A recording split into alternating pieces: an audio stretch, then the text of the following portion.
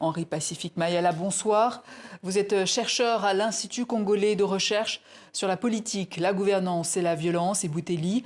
Pourquoi Joseph Kabila choisit d'annoncer son retour maintenant, selon vous?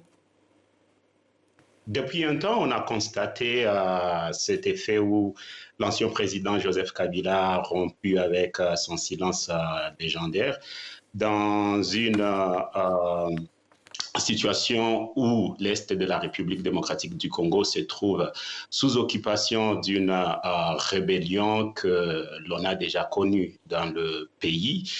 Ce moment où aussi le pouvoir en place est assez critiqué pour la mégestion, le manque de sérieux dans la gouvernance, l'ancien président Joseph Kabila, il trouve d'une certaine façon un moyen pour lui de se positionner en tant qu'une alternative à la crise actuelle, qu'il faut signaler que depuis la chute de Goma et de Bukavu, nous sommes plus dans une situation de crise sécuritaire, mais qui est désormais devenue une crise politique majeure que traverse le Congo.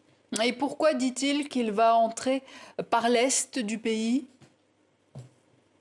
Alors le président Kabila, il reste l'énigmatique personne que nous avons connue. Il aurait, oui, rompu avec son silence, mais il reste égal à lui-même. Il ne perd pas son côté mystère.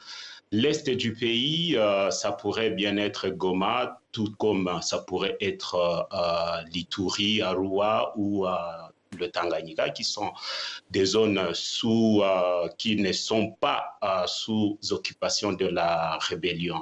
Il ne faudrait peut-être pas assez se précipiter à des conclusions. Je pense qu'il faudrait plutôt observer dans le sens où le président Joseph Kabila reste un Congolais qui jouit de ses droits civiques et devrait aussi jouir de ses droits de mouvement, venir à l'est du pays. Il n'a pas précisé qu'il venait à Goma ou à Bukavu, qui sont des zones sous l'occupation de la rébellion.